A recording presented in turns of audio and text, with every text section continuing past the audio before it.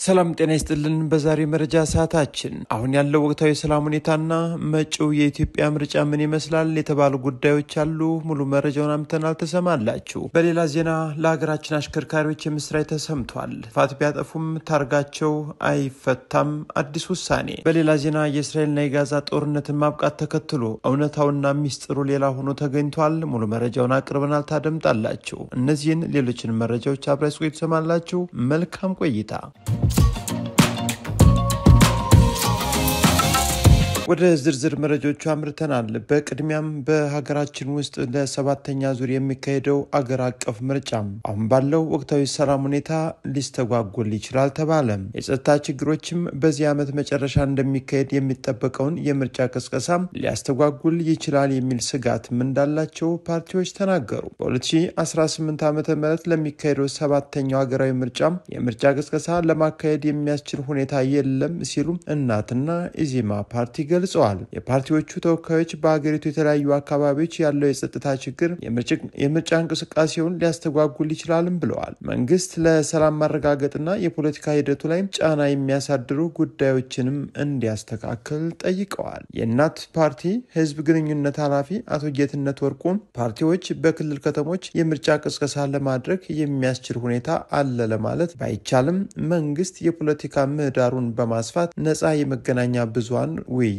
እንዲኖር መፍቀድ አለበትም ብለዋል። አሁን ባለው የጸጥታ ችግር ሀገራዊ ፓርቲዎች በመላው ኢትዮጵያ እንደ ልብ ተንቀሳቅሰው ሀሳባቸውንም ገልጸው ለምርጫ የሚቀሰቅሱበት አስቻይ ሁኔታ እንደሌለ የህዝብ ግንኙነት ኃላፊው ተናግረዋል። የኢትዮጵያ ዜጎች ለማህበራዊ ፍትህ ኢዜማም የህዝብ ግንኙነት ኃላፊ አቶ ኢዩኤል ሰለሞን በበኩላቸው ስድስተኛው ሀገራዊ ምርጫ የሰሜኑን ጦርነትና በሌሎችም ግጭቶች ምክንያት በአስቸጋሪ ሁኔታ ውስጥ እየተካሄደ እንደነበር አስታውሰው ሰባተኛው ሀገራዊ ምርጫም በየአካባቢው እያጋጠሙ ባሉ ግጭቶች ምክንያት አስቻይ ሁኔታ ይኖራል ማለት እንደማይቻልም ብለዋል። የኢትዮጵያ ብሔራዊ ምርጫ ቦርድም የ2018 ዓ.ም የሚካሄደውን ሰባተኛውን ሀገራዊ ምርጫ በተሳካ ሁኔታ እንዲከናወን ሰፊ ዝግጅትም እየተደረገ መሆኑን ለመገናኛ ብዙሃን በሰጠው መግለጫ ማስታወቁ ይታወሳል። ወደ ቀጣዩ መረጃችን ስናመራ በሀገራችን ውስጥ የተሽከርካሪዎች ሰሌዳ በቅጣት መልክ እንዳይፈታ መወሰኑ ተሰምቷል። የትራንስፖርትና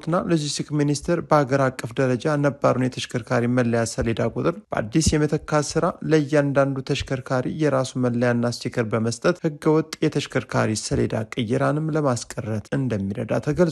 ታዲያ ጥፋት ሲፈጸምም ሰሌዳ ይፈታል የሚል ህግ የለም ብለዋል። ተቋሙ ሚኒስትር ዶክተር አለሙ ስሜም ያረጁ ተሽከርካሪዎች ለጨረታ ሲወጡ ብዙዎች ተሻምተው ገዝተው ያለ ጉምሩክ እውቅና በህገወጥ አዲሱን ታርጋ የሚቀይሩበት ሁኔታም መስተዋሉን ገልጸዋል። በመሆኑም በአዲሱ የተሽከርካሪ መለያ ሰሌዳ መሰረትም ለተሽከርካሪዎች የሚሰጠው ታርጋ እንዳይፈታ በማድረግ ምናልባትም ከተፈታ እንኳን ከተሽከርካሪው በሚለጠፍ ስቲከር አማካኝነት በመፈተሽ ህገወጥ የተሽከርካሪ ሰሌዳ ቅየራን ለማስቀረት እንደሚቻልም አስረድተዋል። ጥፋት የሚፈጽሙ ታርጋዎች ተፈቶ የሚቀጡበት አሰራር አለ። ታዲያ በአዲሱ አሰራር የማይፈታ መለያ ሲሰጥ ከዚህ ጋር አይጣረስም ወይ በሚል ለቀረበላቸው ጥያቄም ጥፋት ሲፈጸም ሰሌዳ ይፈታ የሚል ህግ የለም ብለዋል። በኢትዮጵያ በተለምዶ ስለሚፈታ እንጂ በሌሎች ባደጉት ሀገራት ጥፋት የፈጸመ ተሽከርካሪን ለመቅጣት ቤት ድረስ ይኬዳል እንጂ ማስቆም አያስፈልግም ያሉት ሚኒስትሩ ጥፋተኛን ለመቅጣት ሰሌዳ መፍታት አያስፈልግም ሲሉም ተደምጠዋል። የተቋሙ ሚኒስትር ዴታ አቶ በርሆ ሐሰንም ይህንኑ ሀሳብ ተጋርተው ታርጋን እንዳይፈታ የሚያደርግ አሰራር እየተዘረጋ መሆኑን አስረድተዋል። ሰሌዳ ለመቀየር ወጪውን የሚሸፍነው ማን ነው በሚልም ለቀረበው ጥያቄ ምላሽ የሰጡት ዶክተር አለሙ ስሜን በበኩላቸው ሁሉም የራሱን ወጪ ይሸፍናል፣ የሚቀይረው የመስሪያ ቤት ተሽከርካሪ ከሆነም መስሪያ ቤቱ ይከፍላል ነው ያሉት። የተሽከርካሪ ምዝገባ በመጨረሻም ጊዜ የተካሄደው በ1994 በመሆኑ በግምት ወደ 1.6 ሚሊዮን ተሽከርካሪዎች እንዳሉ ቢታመንም ትክክለኛው ቁጥር እንደማይታወቅ ገልጸው አዲሱ አሰራር ተሽከርካሪን በአዲስ ለመለየትና የተሽከርካሪን ቁጥር ለመለየት ይረዳል ብለዋል። ገልጸዋል። ወደ 2 ሚሊዮን የተሽከርካሪ መለያ ሰሌዳን ለማምረት መታቀዱን፣ አዲሱ መለያም የመቀየር ስራውም ከ2 እስከ 3 ወራት ባለው ጊዜ ተግባራዊ እንደሚደረግ፣ ትክክለኛ ቀኑንም መግለጽ ግን እንደሚያስቸግርም ገልጸዋል። በአዲሱ አሰራር ቀደም ሲል የነበረውን የተሽከርካሪ ሰነድ በመለየት በድጋሚ የሚረጋገጥ ይሆናል ሲሉም ተናግረዋል። በሌላ በኩል እስከዛሬ በነበረው አሰራር ተሽከርካሪዎች የመጡበት ክልል የሚገልጽ መለያ መስጠቱ ለአድሏዊ አሰራር ሲዳርግ መቆየቱን የገለጹም ሲሆን በአዲሱ አሰራር ኢቲኤች ወይም ኢት የሚል ኮድ ብቻ ስለሚሰጥ ችግሩ ስለሚቀረፍም ነው ብለዋል። ነባሩን የተሽከርካሪ መለያ ሰሌዳ ቁጥርም በአዲስ መልኩ መተካት ካስፈለገባቸው ምክንያቶች መካከል የተሽከርካሪ ሰሌዳ አመራረትና አሰረጫጨት፣ የአሰራር ክፍተትና የሀብት ብክነትና ህገወጥ የታርጋ ቅየራን ማስቀረት፣ የተሽከርካሪዎችን ብዛትም ለማወቅ ማስቻል ተጠቃሽም ናቸው ብለዋል። ወደ ሌላኛው የዕለቱ መረጃ መራን። እስራኤልና ጋዛ ሰላምና መሬት ላይ ያለው እውነታ፣ ጋዛን ማን ያስተዳድራል? ያልተመለሰው ጥያቄ፣ የሁለት መንግስታት መፍትሄና የኔታንያሁ ቀይ መስመር። እስራኤል ከሐማስ ጋር ስምምነት ማድረጋቸውን ተከትሎ ፕሬዚዳንት ትራምፕ ሙገሳም እየተቸራቸው ይገኛል። የእስራኤል ጠቅላይ ሚኒስትር ቤንያሚን ኔታንያሁ እንደ ትራምፕ ለእስራኤል ውለታ የዋለ መሪ የለም ብለዋል። በታሪክ አሜሪካን የመሩ ፕሬዚዳንቶችም ከትራምፕ ጋር አይስተካከሉም ሲሉም ነው መልእክታቸውን ያስተላለፉት። ትራምፕ በመላ እስራኤላውያን ልብ ውስጥም የገቡ መሪ መሆናቸውንም ተናግረዋል። ፕሬዚዳንት ትራምፕም የሰሩት ስራ መላውን ዓለም ሰላም የሰጠ ነው ሲሉም ተደምጠዋል። ፕሬዚዳንቱ በእስራኤላውያን ብቻ አይደለም ሙገሳና ምስጋና የተቸራቸው፣ ፍልስጤማውያንን የትራምፕን ስም እየጠሩ ሲያመሰግኑም ተስተውሏል። እውነታው ግን እንደታየና እንደተሰማ አይደለም። የእስራኤል ጠቅላይ ሚኒስትር ቤንያሚን ኔታንያሁ ከቀናት በፊት በፕሬዚዳንት ትራምፕ አደራዳሪነት የተለቀቁትን ታጋቾች ከጎበኙም በኋላ በሰጡት ቃለ ምልልስ እስራኤል ለሰላም እድል እየሰጠች ነው ቢሉም ራሱን የቻለ የፍልስጤም መንግስት መመስረት ግን ከባድ ቅድመ ሁኔታዎች እንዳሉት በግልጽ አስቀምጠዋል። ኔታንያሁ እንዳሉት ፍልስጤማውያን ራሳቸውን የማስተዳደር ስልጣን ሊኖራቸው ቢችልም የእስራኤልን ህልውና አደጋ ላይ የሚጥል ወታደራዊና የጸጥታ ሉዓላዊነት ግን ሊሰጣቸው እንደማይችል አቋማቸውን በድጋሚ አረጋግጠዋል። ይህ የኔታንያሁ መግለጫ የመጣው ከረጅም ጊዜ የሐማስ ምርኮኝነት የተመለሱትን እስራኤላውያን ታጋቾች ቴል አቪቭ አቅራቢያ በሚገኝ ሆስፒታል ከጎበኙም በኋላ ነው። ታጋቾቹ በምርኮ ላይ ሳሉ የደረሰባቸውን መከራ በተለይም በከርሰ ምድር ውስጥ በጨለማና በምግብ እጦት ላለፉት ጊዜያት ለጠቅላይ ሚኒስትሩ መግለጻቸው ተዘግቧል። ምንም እንኳን ፕሬዚዳንት ትራምፕ የታጋቾችን መለቀቅ ተከትሎ ጦርነት አብቅቷል ሲሉ በተደጋጋሚ ቢገልጹም የመሬት ላይ ያለው እውነታ ግን ፍጹም የተለየ ነው። የእስራኤል ወታደሮች አሁንም ከግማሽ በላይ በሆነው የጋዛ ግዛት ውስጥ ሰፍረው ይገኛሉ።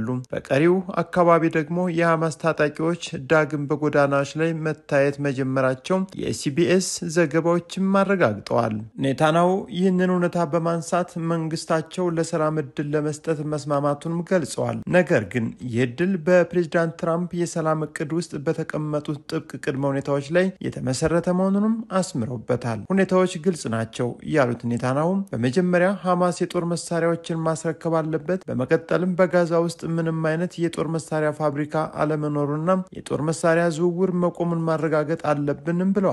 ሐማስ ካልፈታ የከፋ ነገርም ይፈጠራል ሲሉም አስጠንቅቀዋል። ጦርነቱ ሙሉ በሙሉ ሲያበቃ ጋዛን ማን ያስተዳድር ለሚለው ወሳኝ ጥያቄ ኔታንያሁ ግልጽ ምላሽ ከመስጠት ተቆጥበዋል። የትራምፕ የሰላም እቅድ የሽግግር የሰላም ቦርድ እንዲቋቋምና የቀድሞው የብሪታንያ ጠቅላይ ሚኒስትር ቶኒ ብሌር እንዲያገለግሉ ቢያመለክትም ኔታንያሁ ይህንን ሀሳብ የማይመስል ነገር ሲሉ አጣጥለውታል። በምትኩ እኛ የምንፈልገው እኛን ለማጥፋት ቁርጠኛ ካልሆኑ ሰዎች የተዋቀረ አስተዳደር ነው በማለት የጥቅምት 7ቱ አይነት ጥቃት ዳግም እንዳይፈጸም መከላከል ቀዳሚው ግብ መሆኑን አስረድተዋል። ለ10 ዓመታት የተባበሩት መንግስታት ድርጅት ጨምሮ አብዛኞቹ የዓለም ማህበረሰብ ለእስራኤልና ፍልስጤም ግጭት ዘላቂ መፍትሄ የሁለት መንግስት መፍትሄ ነው ሲሉ ቆይተዋል። ይህ መፍትሄ ራሱን የቻለና ሉዓላዊ የሆነ የፍልስጤም መንግስት ከእስራኤል ጎን እንዲመሰረት የሚጠይቅም ነው። ነገር ግን ኔታንያሁ አስተዳደር ይህን ሀሳብ በድጋሚ ውድቅ አድርጓል። በትራምፕ አስተዳደር ጊዜም የአሜሪካ መንግስት ለፍልስጤም መንግስት ያደርግ የነበረውን ጥሪ ሙሉ በሙሉ ተወት አድርጎ ነበር።